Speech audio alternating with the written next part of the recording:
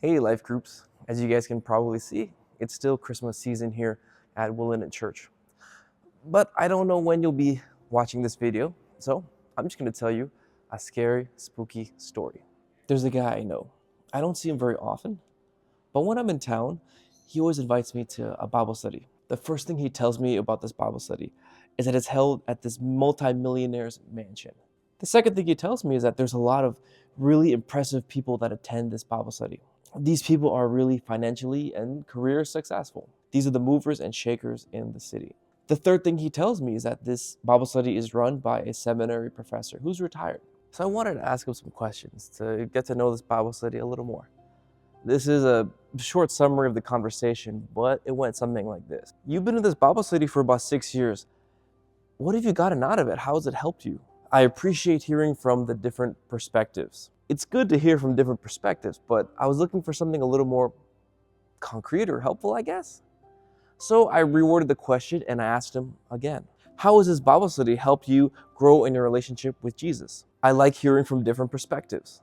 At the Bible study, there are people that work in different industries and different companies with different backgrounds, and there's people from even different nations as well. So by this point in the conversation, I'm kind of wondering, am I just asking the wrong questions? Do I need to word it a little better or what? I try to ask one more time. How has this Bible study helped you to love your wife and your kids the way Jesus wants you to love them? I enjoy hearing the different perspectives from people there. By this point in the conversation, I felt it would probably be frustrating if I kept asking him. And the realization set in that this guy had probably been attending this Bible study for over 6 years and had nothing really to show for it. I'm reminded of the story in the Bible where Jesus tells the religious leaders, you guys are looking for salvation in the Bible, but you guys don't realize the Bible is talking about me, for my friend. For 6 years, he got all these other things from this Bible study, but the one thing that was missing was clearly Jesus.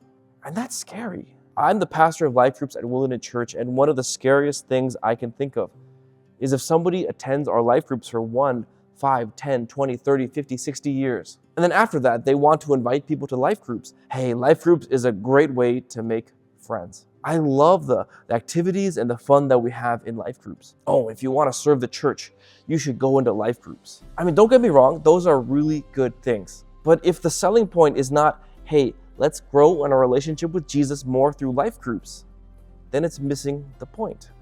And for me, that would be scary. And that's why the vision at Willen Church is to know Jesus Christ personally and carry on his ministry. And so a relationship with Jesus begins by knowing the gospel. And that's why many of our life groups are going through and have gone through what is the gospel. It lays out a basic explanation of who Jesus is and what he's done and how we could believe and receive Jesus' gift. Thankfully, God gives us a way to grow in our relationship with him. We don't need to wait until we die or he comes back to be able to experience him. We can experience God here and now. And so I'm introducing a new material called Habits of Grace by David Mathis. I appreciate this book because it lays out 3 basic ways to get to know God. The first is to listen to God through studying and reading his word. The second is being able to talk to him through prayer. And the third is to be able to experience God with the body of Christ, other Christians and believers. So this is a very good introductory book for new believers who just want to know how to build a relationship with God.